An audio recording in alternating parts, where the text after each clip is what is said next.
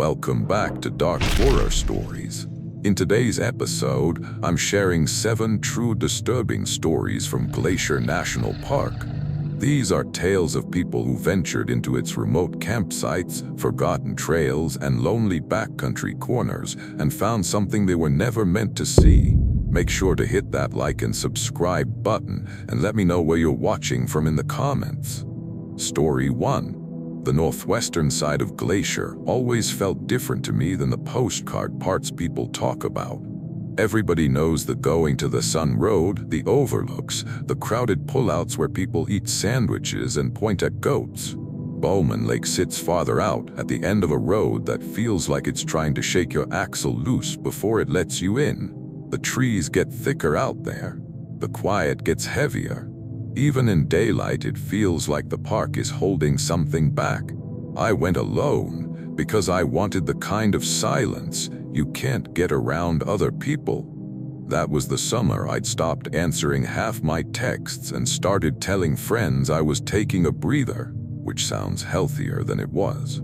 I'd borrowed a 2-person tent, packed instant coffee, 3 pairs of socks even though one of them had a hole in the heel, and a paperback mystery I'd already read once. My bug spray had leaked in the side pocket of my pack, so everything smelled faintly chemical. I remember that because my coffee that first evening tasted like burnt plastic, and I sat there blaming the little stove like that mattered. The site I had was a backcountry spot a little off the lakeshore, not far from the water but screened by lodgepole pine and low brush. There was a metal food pole, a tent pad hard as a countertop, and a fire ring nobody had used in a while because there was old rain pooled in it with pine needles floating on top. I hung my wet dish towel on a branch. I shook a pebble out of my boot. I tried to fix the zipper on my fleece with a pair of nail clippers because I'd forgotten a real multi-tool. Small dumb things like that. It felt normal. The first wrong thing was so small I nearly missed it. I was cleaning my mug at the lake when I noticed one strip of shoreline brush moving. Not all of it, just one patch maybe 15 feet to my left. There wasn't any wind. The water looked flat enough to stack coins on. But that brush was trembling in this tight, constant way, like somebody was standing inside it and trying not to make noise. I told myself it was a bird or one of those little ground squirrels, maybe a branch rubbing against another branch. Glacier is full of sounds that feel personal until you decide they are, so I went back to camp and made noodles. The burner sputtered blue and orange because I was almost out of fuel. I dropped the seasoning packet into the dirt and had to brush pine grit off it with my sleeve. A mosquito whined by my ear. Somewhere across the lake, a loon called, and it had that sad, stretched sound they do, pretty for about 2 seconds. After that, it gets under your skin. It was fully dark by the time I crawled into the tent. I checked the bear spray 3 times. I tucked my boots just inside the vestibule because I hate cold shoes in the morning. I remember listening to the lake water folding itself onto the shore and thinking maybe the night would pass easy after all. Then I heard footsteps. Not animal rustling. Not random brush noise. Footsteps, slow and even, circling the edge of camp. I lay still and counted without meaning to. 4 steps, pause, 4 more, pause. The spacing never changed. Too measured, too calm. I told myself it was probably a deer. Deer can sound weirdly deliberate at night, and once that idea gets in your head, you cling to it because the other options are worse. I even unzipped the tent an inch and whispered, "Hey," like an idiot, thinking maybe I'd spook it off. The walking stopped. I waited so long my shoulder started to ache. Nothing moved, nothing breathed. Eventually I zipped the flap shut and rolled onto my back. My scalp felt prickly, but I wasn't scared yet, not fully. I was in that in-between place where your body has decided something's wrong and your brain is still doing paperwork. I must have drifted off for a few minutes, maybe 20, I'm not sure. What woke me was a sound right above my face, not on the rainfly, inside the tent. A dragging sound, slow, fabric under pressure. Before I could sit up, 3 fresh cuts ripped down the inner wall of the tent from shoulder height to the floor. I don't mean something slashed from outside and the fabric bowed inward. I mean the nylon split outward toward the dark, as if something sharp inside the tent had carved its way out. I scrambled backward so hard I slammed my head against the rear pole. My sleeping bag twisted around my legs.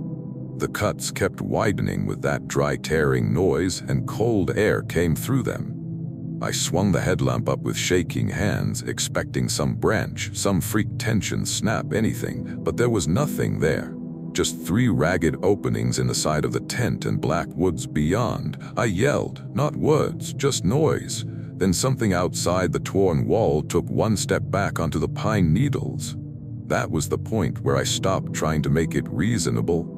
I grabbed the spray, shoved through the zipper, and came out half on my knees. My lantern had tipped over. My mug was on its side. The beam of my headlamp bounced across tree trunks, food pole, brush, empty, dark. And then it caught something down by the shoreline. It was crouched where the water met the stones, turned away from me at first, 1 hand in the lake. I thought hand because that's the word my mind reached for, but it was too long, all fingers, no shape that felt right.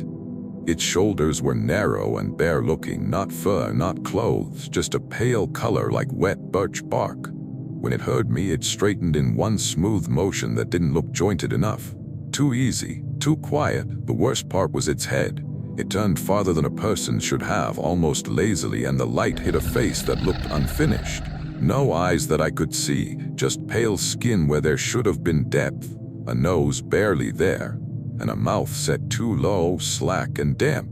I got 1 full second of that. Then it stepped into the water without bending at the waist, just folded downward somehow and disappeared under the black surface with hardly a splash. I left everything. I left the tent, the book, my food sack, 1 boot. I took the spray and my headlamp and started along the shoreline toward where I knew there were other sights farther down. I slipped twice on wet rocks. Branches kept catching my bare ankle because I'd only managed to jam 1 foot into a shoe. Every few seconds I heard something moving parallel to me in the trees. Not charging, not hurrying, keeping pace. Once I heard my own tent zipper run open behind me all the way down. I didn't look back. The lake was on my right, black and cold enough to kill you if you made a bad decision. Trees on my left. I kept thinking if I tripped and twisted an ankle, that would be it. I don't know why I thought that so clearly, just that there wouldn't be a second attempt. After a while, I have no idea how long, I saw another headlamp ahead. A couple from Idaho, older than me, making a midnight bathroom run. I must have looked deranged because the man put himself between me and the trees before I even said anything. He kept asking where my shoes were. I couldn't answer him right away. We waited until gray light seeped over the lake before going back to my sight. The tent looked wrong even from a distance, sagging to 1 side, torn open. My pack had been dragged 3 or 4 feet and tipped upside down. The paperback was in the fire ring, soaked through. My missing boot sat neatly on the tent pad, upright with lake mud inside it. That should have been enough. It should have been the thing that settled it in my head. But the piece that still bothers me came later. I'd left a little field recorder running near the shore before dark, hoping to catch loons and water noise for sleep audio. I forgot about it until I got home. When I listened back, the first few hours were normal: water, insects, the stove hissing while I made dinner, me coughing once. Then just after midnight, there was the sound of footsteps circling the tent. 4 steps, pause, 4 more, then my zipper.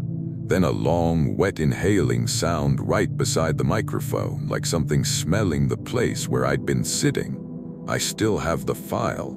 I've never played it for anyone all the way through. There's a part near the end where you can hear the tent tear from the inside, and underneath it, very low, the sound of lake water dripping onto nylon. Story 2. Kintla feels like the edge of something. That's the best way I know to say it. The road in is rough, the lake is long and cold and darker than it ought to be, and even in summer there are hours out there when the air goes quiet in a way that makes you listen to yourself breathe. I went with my cousin Nora because she was better at being outdoors than I was, and because she knew I'd been putting it off for weeks. My father used to talk about Kintla when I was a kid, not because he'd spent time there. He hadn't. He just liked maps and remote places and names that sounded old. He died before I ever made it to Glacier, and that's part of why I agreed to go. I thought being somewhere he'd wanted to see might feel good, or maybe useful, I don't know. Grief makes you do sentimental things you'd make fun of in other people. We got one of the quiet campground sites under the trees. Nora had packed those expensive coffee packets that somehow still taste like wet cardboard. I brought a cooler full of sandwiches, a deck of cards with 2 queens missing, and one of those little battery lanterns that never throws enough light. My sleeping pad kept deflating at the corner valve. Nora's camp chair pinched the back of my thigh every time I sat down. There was pine pitch on the picnic table bench, and I spent 10 minutes trying to scrape it off with an old fishing license. Just regular camping nonsense. The first evening was easy. We watched the light leave the far end of the lake. A pair of mergansers cut across the water. Somebody somewhere had a dog that barked once and then went quiet. Across the campground, an upside-down aluminum canoe sat on 2 logs like it had been there forever. It was there the next morning too, but something about it looked off. Maybe this sounds stupid, but I noticed the water first. There was a dark, wet patch beneath the canoe, wider than before, as though somebody had lifted it in the night and set it down dripping. The dirt around it was mostly dry, just that one oval of fresh, damp soil. I walked over because I was still half asleep and curious. There was a single boot print in the mud under the lip of the canoe, deep heel, clear edge, no other prints leading up to it, none leading away. I stared at it long enough for Nora to call me back for coffee. I told myself somebody had stepped there before the ground dried and the rest had crumbled off. Or a ranger had moved the canoe, or the print wasn't as clean as it looked. It's embarrassing how fast your mind lines up excuses for things it doesn't want. We spent the day paddling along the near shore in a rented canoe. It was one of those bright green ones with old scratches in the hull. The lake stayed calm, but I never really relaxed. Twice I heard somebody call Julian across the water. The first time I figured it came from another campsite. The second time I nearly answered because it was my father's voice, not a voice like him, his actual voice. Same roughness in the throat, same way he dragged the second syllable when he wanted me to come help him with something. I laughed at myself, and I remember that clearly because the laugh came out thin. I told Nora sound carries weird over water. I told her maybe I was tired. She looked at me for a second too long and didn't push it. That night the wind came up after dark. Not much, just enough to tap branches together overhead. We played cards under the lantern until the bugs got bad. I lost 3 hands in a row because I kept listening past the campsite toward the lake. There was a knock every so often, hollow, metallic. Nora said it was probably the upside-down canoe shifting in the breeze. That made sense, so I held on to that. The knocking kept the same rhythm for nearly an hour. 3 taps, pause, 2 taps. My father used to knock like that on my bedroom door when he came home late from work and didn't want to wake my mother. I stopped shuffling the cards. Nora noticed. "You okay?" "Yeah," I said, which wasn't true, but I still believed there had to be a normal answer. Some camper messing around, a loose tie-off, wind catching a paddle. Then the voice came from the dark between our site and the water. "Julian, come give me a hand." My mouth went dry so fast it hurt. Nora stood up so abruptly the camp chair fell backward. I called out, "Who's there?" and I hated how young I sounded. Nothing answered. For a second I thought maybe I'd imagined the words and only heard the tone. The brain can do ugly things with memory when it's already halfway open. Then from the same place, softer this time, came my father's voice again. "Boats drifting." Nora grabbed the lantern and we both turned toward the shoreline. There was a canoe on the water about 20 feet out. I knew it wasn't ours. We returned that afternoon. This one was aluminum, old, colorless in the dark. Someone sat in the bow facing us. I thought maybe it was a camper playing some cruel joke, and that thought stayed with me right up until the lantern light hit the figure's neck. Its head was tilted back too far, chin lifted to the sky, and when it spoke, the mouth opened low in the throat instead of in the face. "Come here, son." The face above it didn't move, just skin, wet and pale and stretched smooth. I took one step backward and hit the picnic table with my legs. Nora whispered my name, but I barely heard her. The canoe kept drifting in, silent except for that soft slap of water against metal. The seated thing didn't paddle. It didn't need to. Its hands rested on its knees, fingers too long, bent wrong at the middle joints. Then something bumped the underside of our dock, hard. The canoe rocked once, and a second shape rose behind it in the black water. Just shoulders and a head at first. Then two hands hooked over the gunwale from the lake side, as if something had been swimming alongside it the whole time. That broke whatever was left of my ability to think. Nora shouted, "Truck, now!" We ran. I knocked over the lantern and heard glass crack somewhere behind me. Gravel rolled under my boots. I could hear splashing at the shoreline, not frantic, not like pursuit exactly, more like people climbing out with care. We got to the truck and I fumbled the keys twice. Nora yanked the passenger door open and then froze.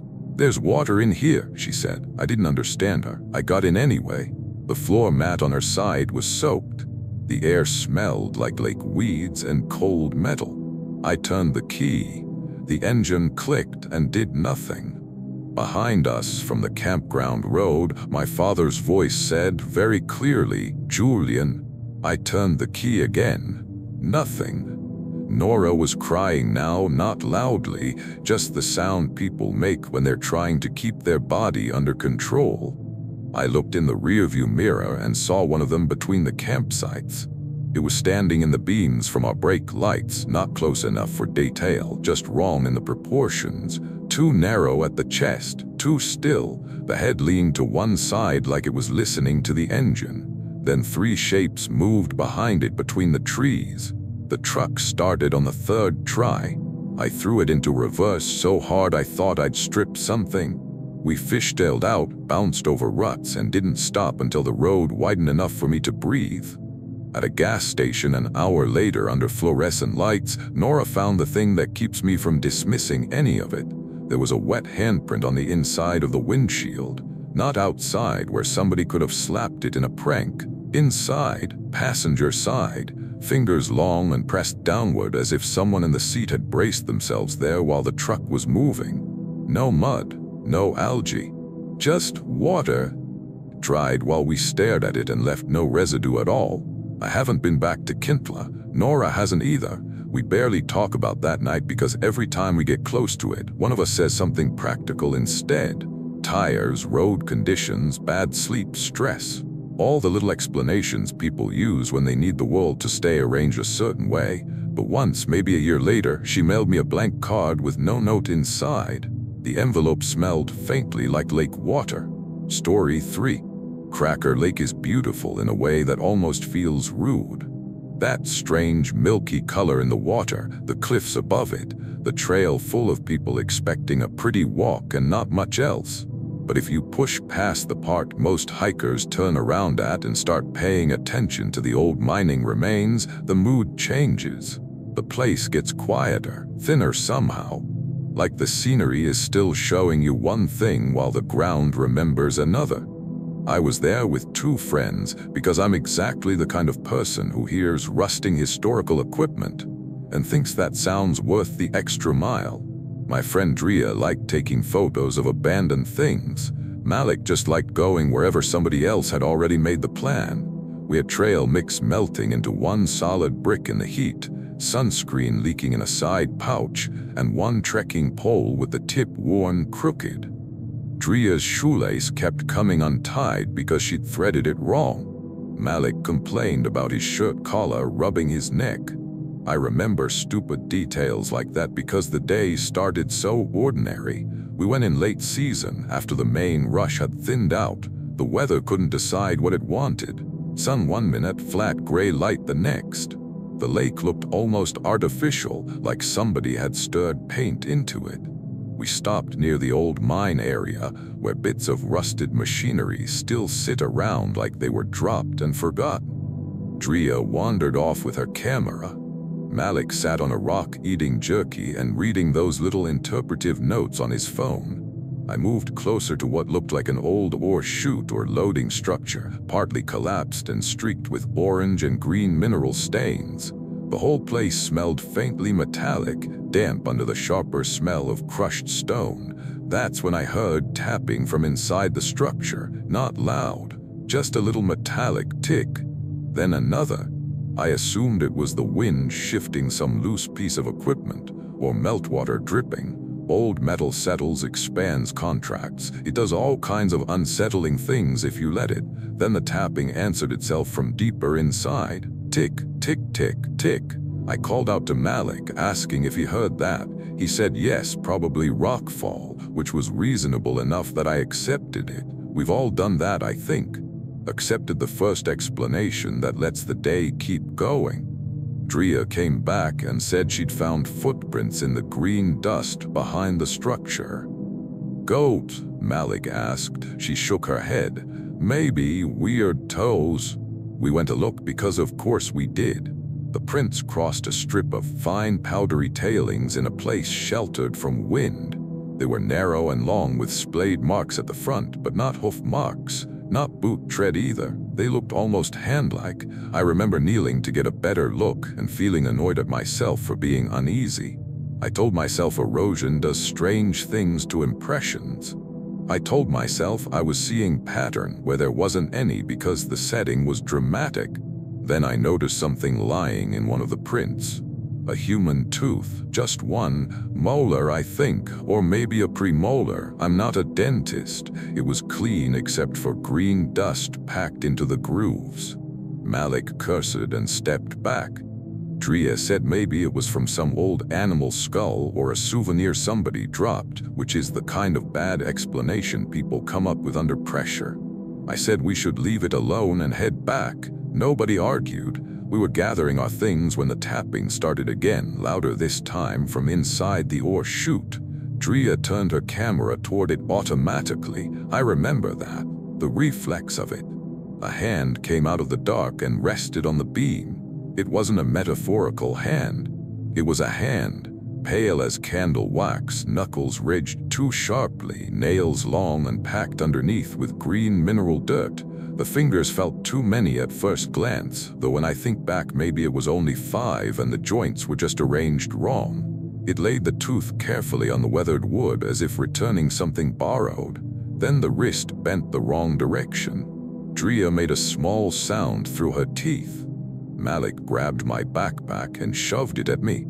I wish I could tell you we ran immediately, but the truth is there was this horrible 2-second pause where all of us stared because our brains were trying to fit it into anything known. Injured hiker, prank, animal caught in debris, any explanation would have been a relief. Then the rest of it moved closer to the opening. I only saw part of a face. One cheek, maybe the edge of a mouth, skin so tight over the bone that every contour showed.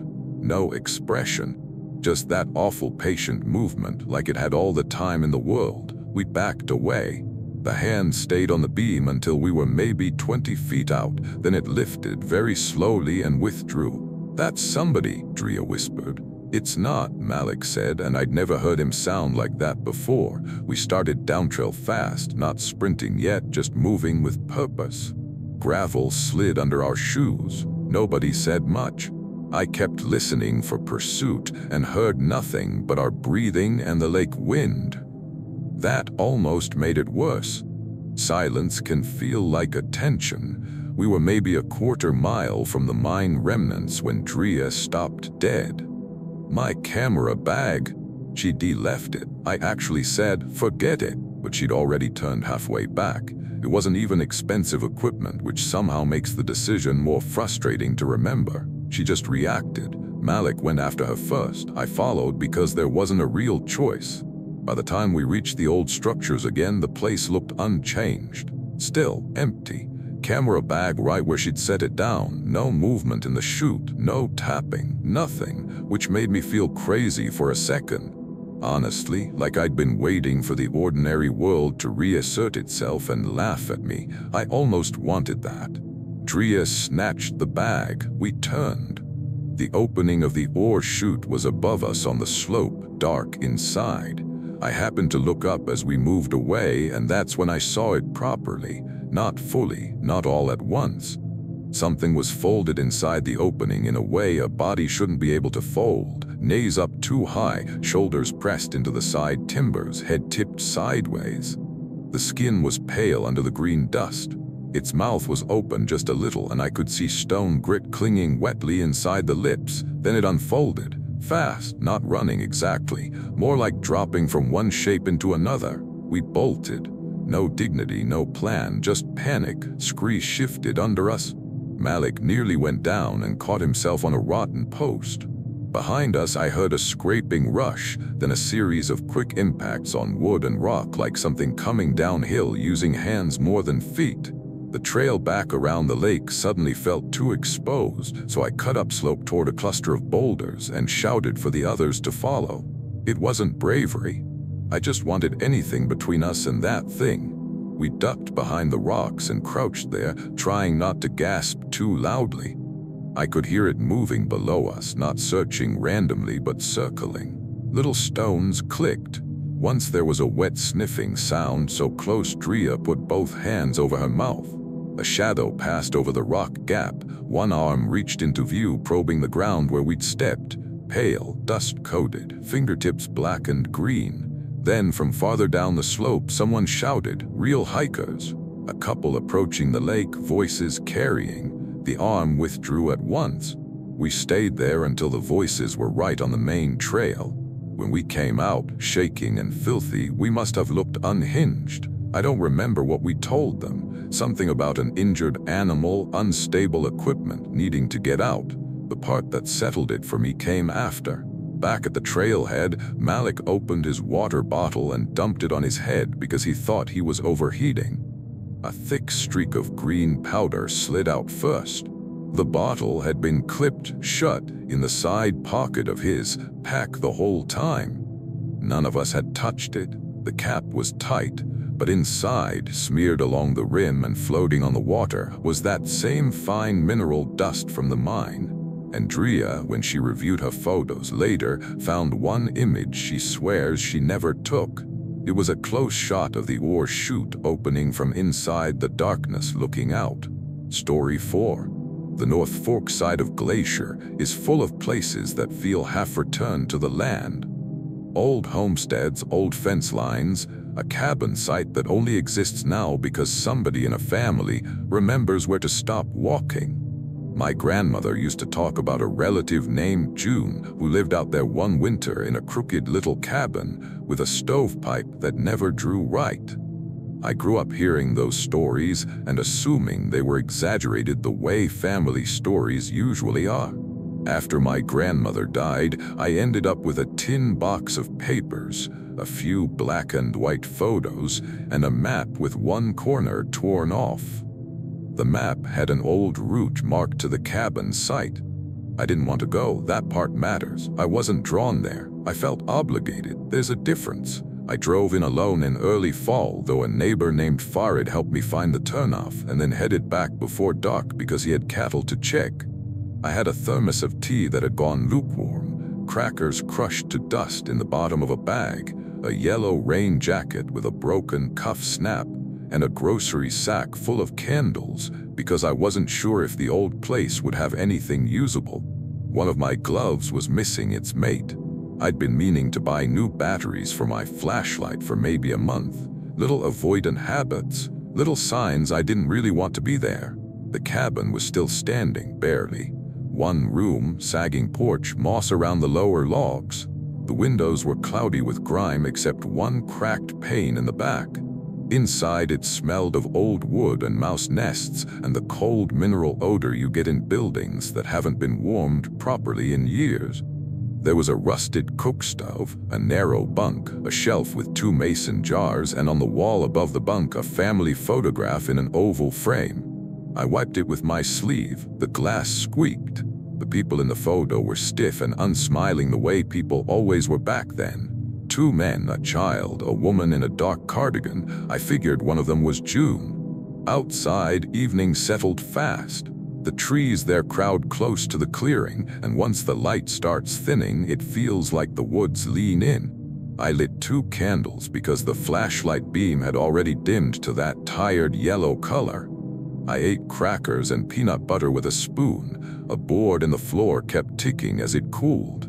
Somewhere under the cabin, something scratched once and then stopped. Mouse, I told myself. Old houses make noises.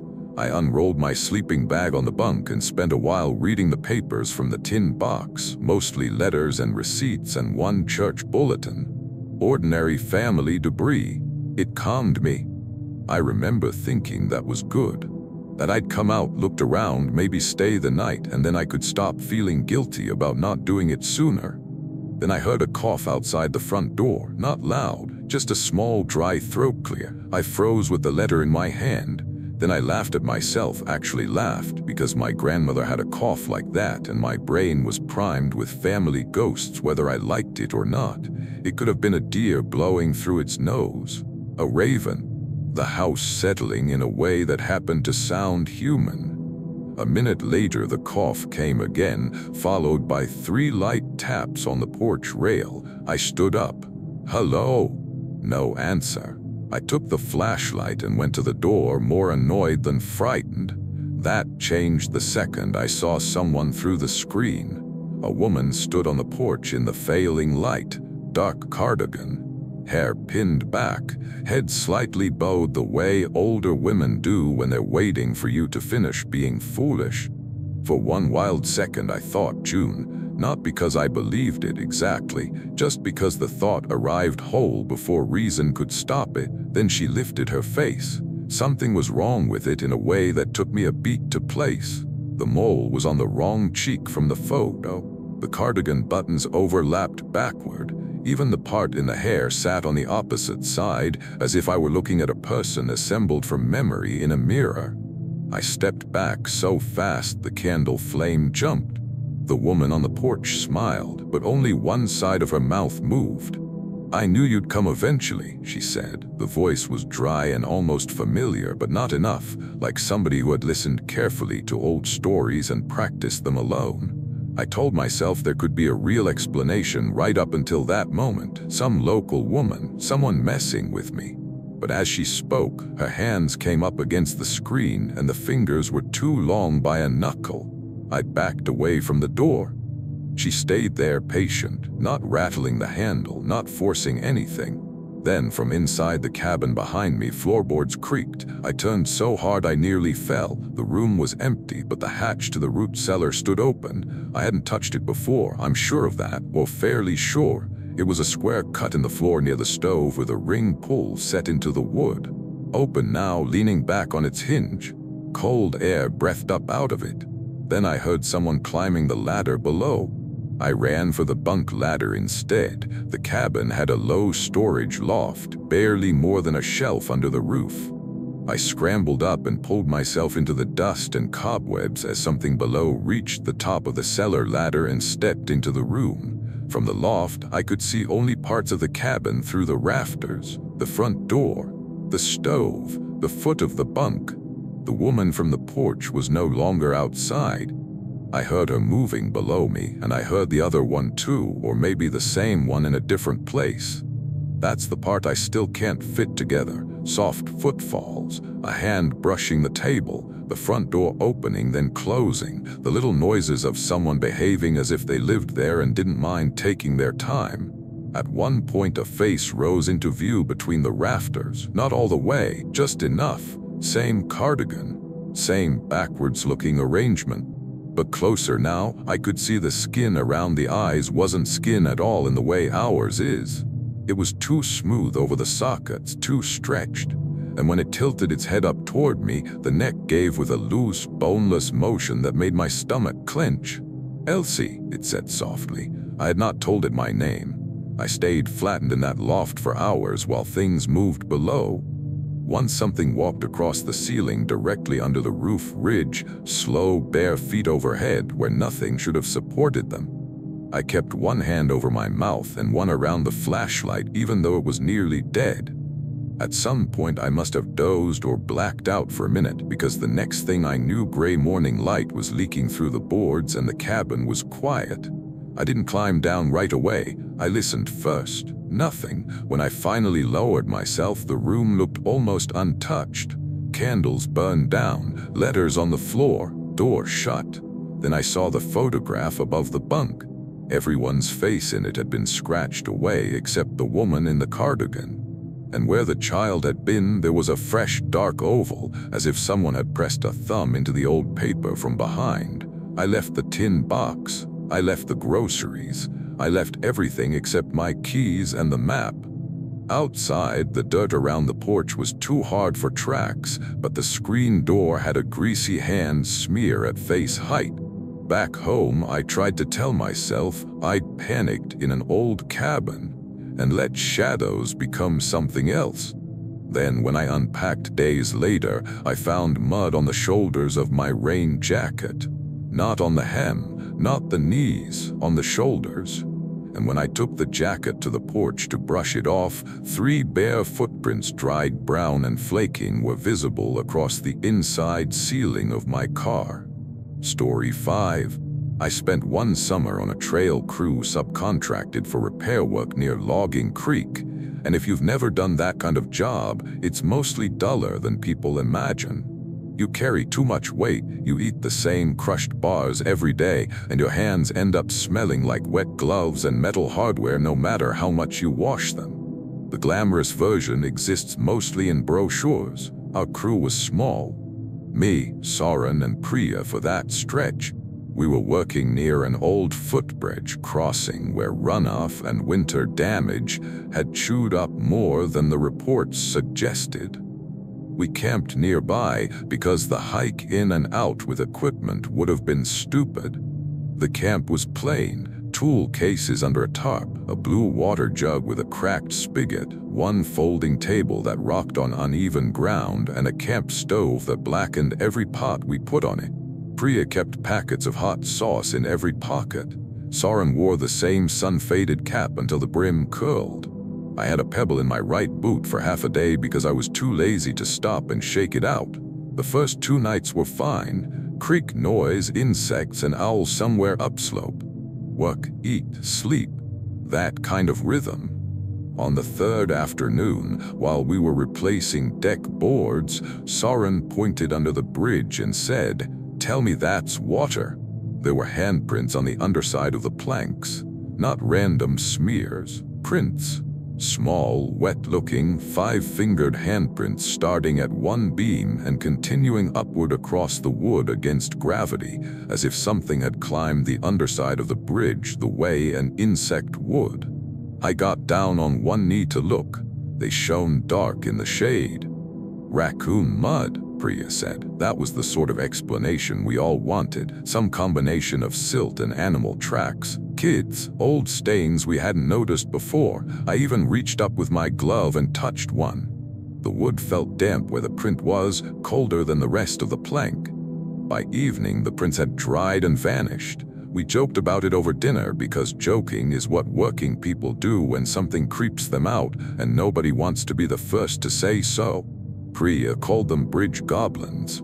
Soren said maybe I'd made them with my weird contractor aura. We ate burnt rice and canned chicken and listened to the creek. Then after dark, the tapping started, not from one direction, from all around camp. Tool case, table leg, bridge rail, tree trunk. Tap, tap, pause, tap. A minute later, another answer from farther off. Tap, tap, pause, tap. Soren said it was branches knocking in the wind, except there wasn't much wind. Priya said maybe drips from the tarp, except the rhythm moved around. We kept offering explanations because none of us were ready to stop. At some point, Priya lifted her head and said very quietly, "They're taking turns." That shut all of us up. We killed the stove and listened. The tapping continued, circling camp in tidy little bursts, never rushed, never overlapping. Coordinated is the only word I have for it, like signals. I slept badly, or half slept. Sometime near dawn, I woke to the feeling that someone was standing outside my tent. You know how nylon changes the dark, how it turns shapes into flatter shapes. I saw 3 low silhouettes cast against the fabric.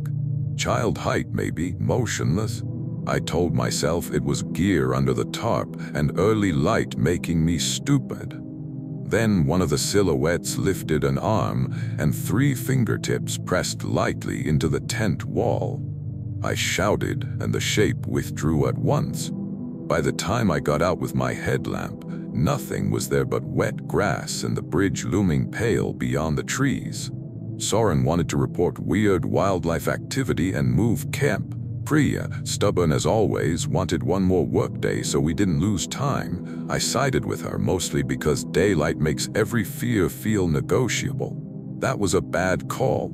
Late that afternoon, we were setting a new support when something under the bridge copied us. I mean exactly.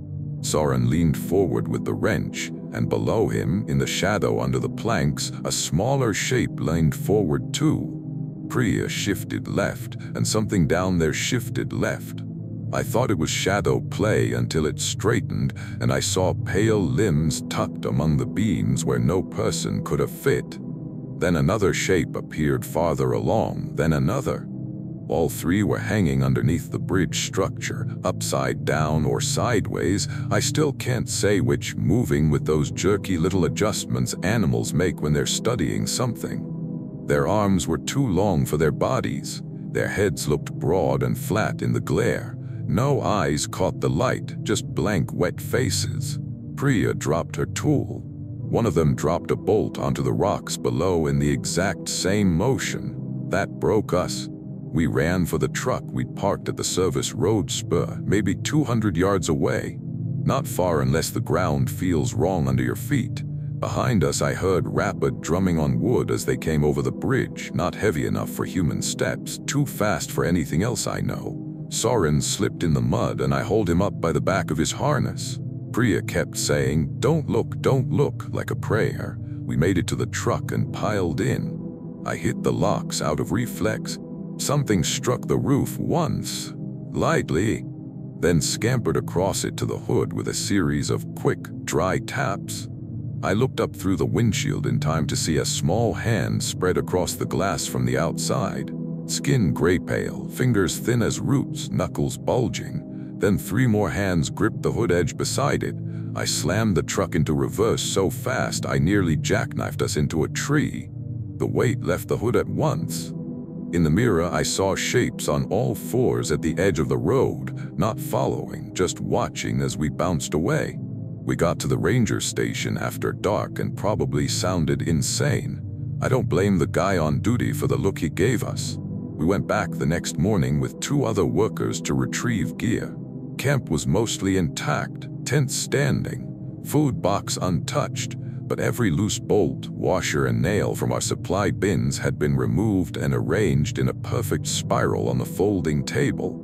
And on the underside of the bridge, fresh and wet in the morning chill, were handprints again. Hundreds this time. Story 6. The east side of Glacier has a different kind of loneliness than the west. Less lush, more open in places, but that only means you can see how far away help is. Around Cut Bank, the weather changes its mind every 10 minutes, and the old trail corridors feel like they remember being used more than they are now. I went because my older brother had done a trip there years before he got sick, and after he died, I got strange about unfinished things. He talked about a little offshoot trail he never had time to explore, so I went to find it, which sounds noble when I say it like that. Mostly it was stubbornness. I hiked in under a low sky with a pack that sat badly on my hips. My rain cover had a tear in one corner patched with silver tape. I'd packed too many apples and not enough real food. The cap on my toothpaste had cracked, so everything in the top pocket smelled minty. I kept meaning to tighten the lace on my left boot, and never did. By the time I found the faint spur my brother had marked on an old map, my shoulders were sore and my mood wasn't great. The side trail looked half abandoned. Grass in the center, deadfall cut years ago and not since, one old blaze mark fading on a lodgepole trunk. I set camp in a little clearing near the creek because the light was going and I didn't want to push farther. There was an old fire ring buried under needles and a rotted log blackened on one end. Somebody had camped there once, long enough ago that it should have felt abandoned. Instead, it felt paused. I cooked ramen, dropped one of my socks into the dirt, hung my damp shirt on a branch, and spent an absurd amount of time trying to get my stove level with flat stones. The creek made that steady, glassy noise over rocks. Once or twice I heard a tree crack somewhere far off. Normal sounds, good sounds. I remember thinking the place was maybe sad but not threatening. Near dusk, I found a line in the ground, just beyond my tent. Not a trail, not an animal path. A dark strip of soil maybe 6 inches wide running in a rough curve through the clearing and into the trees. It looked freshly turned, almost black against the pale duff. I crouched and touched it. Damp, cold, fine as ash. I assumed runoff, or old burn scar, or maybe a root line where the ground had sunk. I even followed it a few yards with my flashlight before deciding I was just manufacturing mystery because I was alone. That night the wind came in hard for maybe half an hour, then died so completely it felt staged. I was lying in my bag listening to the creek when something tapped the pole of my tent. Once, then again lower down, a branch I thought, except there were no branches near enough. I held still. The tapping moved to the other side, then behind my head, slow, deliberate, not clawing or pawing, just contact, like someone walking around a car and dragging one fingernail along the paint. I called out, no answer. In the morning, I found 6 young saplings around my tent bent inward overnight. Not broken, bent. Their pale fresh wood showed where they'd been forced down and the tips leaned over the fly like teeth around a trap. Wind. It had to be wind, I told myself. Heavy gust, weak trunks, bad luck in the way they fell. I spent a solid minute constructing that explanation because the other option made the air feel too thin. I almost packed up right then. Instead, I followed the side trail farther because part of me was still in that stupid human place where if you leave too soon, fear wins. There was an old marker ahead, a stack of stones around a cedar post, gray and sinking into the ground. My brother had mentioned a marker in his notes. I figured I'd go that far, take a picture, head back. The black soil line crossed the trail again just before the marker. This time my compass needle spun and stuck, pointing back toward camp. I shook it, laughed nervously, and said cheap junk out loud to nobody, but my mouth was dry and my palms had gone slick inside my gloves. At the marker, the air changed, cooler, no bird noise, no creak, nothing. Then I heard my brother say my name, not loud, not dramatic, just his voice, tired and amused the way it had sounded near the end when he was trying to make other people comfortable. Don't step over it, Laney.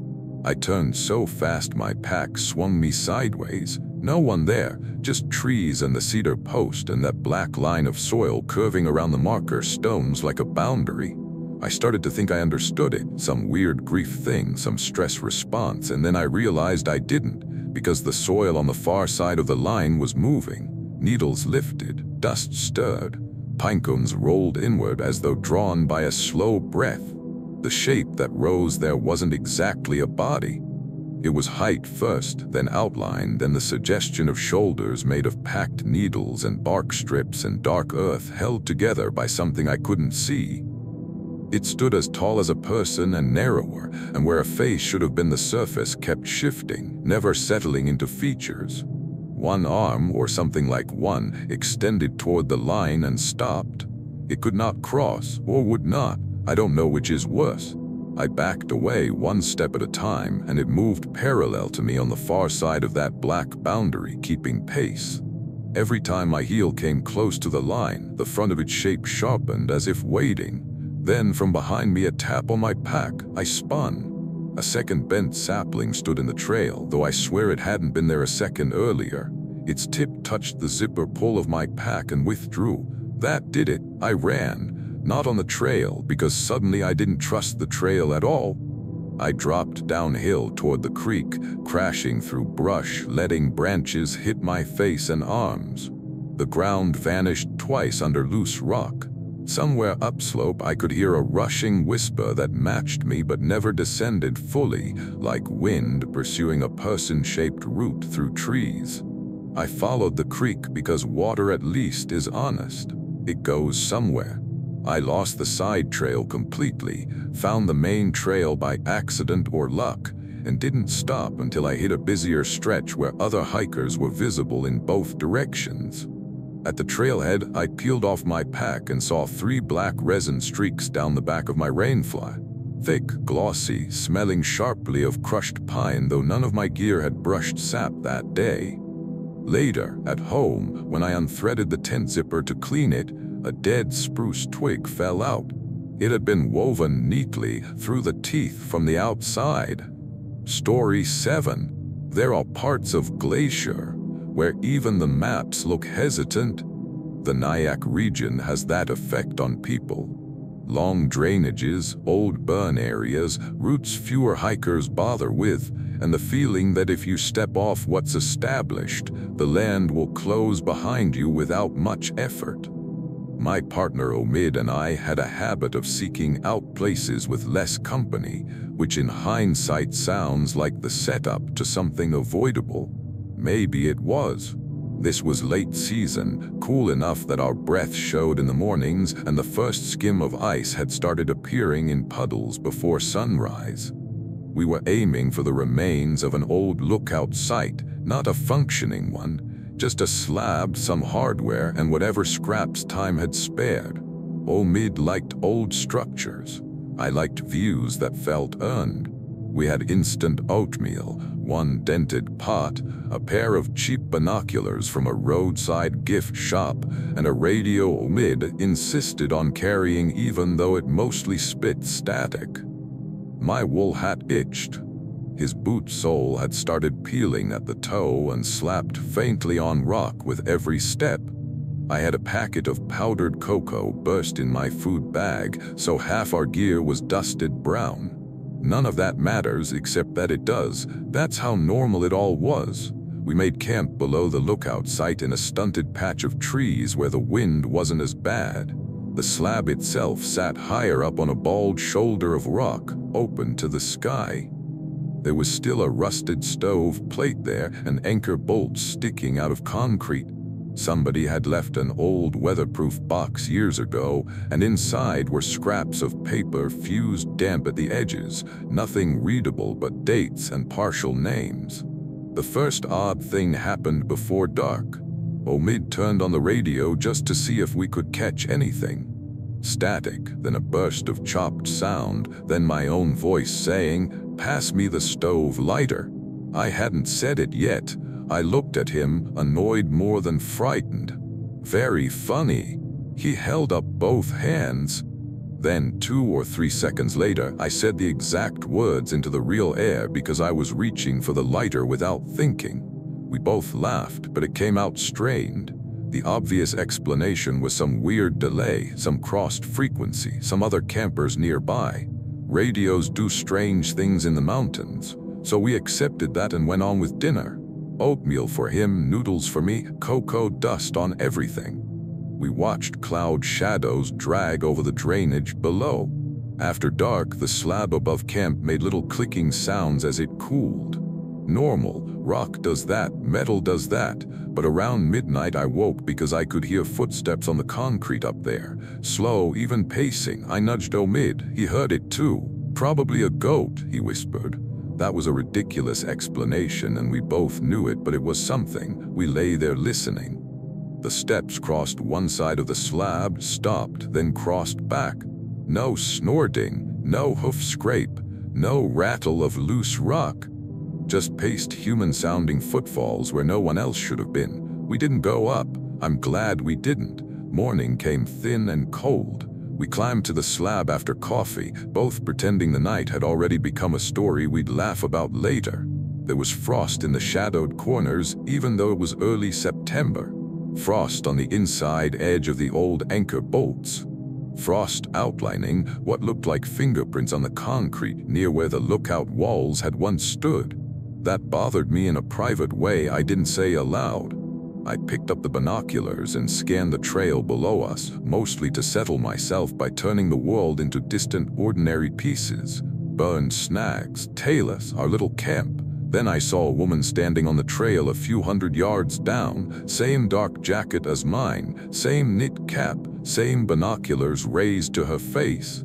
It took me a second to understand what I was looking at. I lowered the glasses and the trail was empty. Raised them again, and there she was. Me, or something arranged like me, perfectly still, watching uphill. I handed the binoculars to Omid without saying why. He looked, frowned, and lowered them too quickly. "Pack up," he said. That was enough for me. We moved fast, but not elegantly. Tent stakes half cleaned, breakfast stuff stuffed loose, radio clipped wherever it would fit. I kept glancing downslope and seeing nothing with my bare eyes. Still, the feeling of being mirrored wouldn't leave me. Like every motion I made had a delayed copy happening somewhere out of sight. On our way back past the slab, the radio crackled again. This time it was Omid's voice saying, "Don't turn around." Naturally, I turned around. Something was moving between the tree trunks below camp. Not a full body crossing open ground, pieces of one. A shoulder appearing in one gap, then a knee in another gap too far away to belong to the same frame, then a head passing behind a trunk that should have hidden all of it at once. The parts stayed aligned wrong, yet somehow it still approached.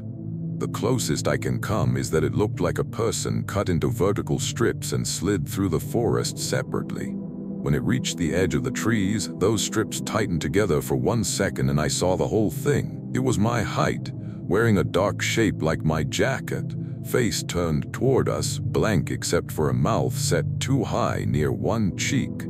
Then it came apart again. Omid grabbed my wrist hard enough to bruise and hold me downslope.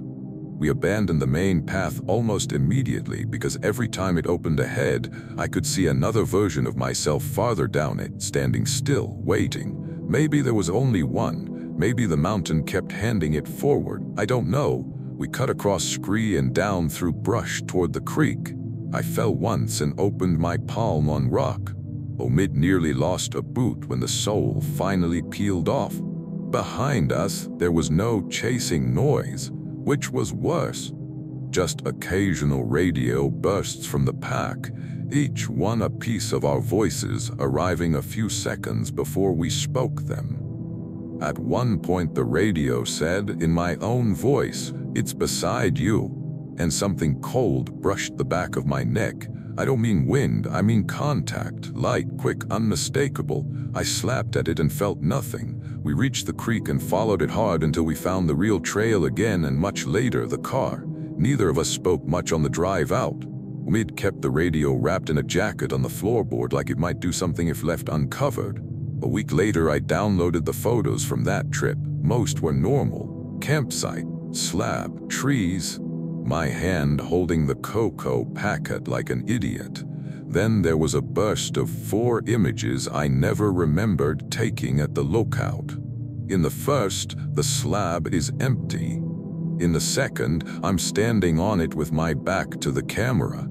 In the third, I'm still standing there with my back turned, but another figure is stepping out of me sideways, thin as a shadow peeling off glass. In the fourth, the slab is empty again. I asked Omid if he'd taken them. He said no so quickly I believed him. We never went back for the radio. I'm not even sure when we left it behind. Sometimes, hiking anywhere now, I get the oddest feeling on switchbacks, that someone just out of sight has already reached the next turn wearing my clothes and waiting for me to catch up. Thanks for watching. If you enjoyed these stories, hit that like button and subscribe for more. Let me know in the comments which story unsettled you most, and share this with your friends who love a good scare. Until next time, stay safe out there.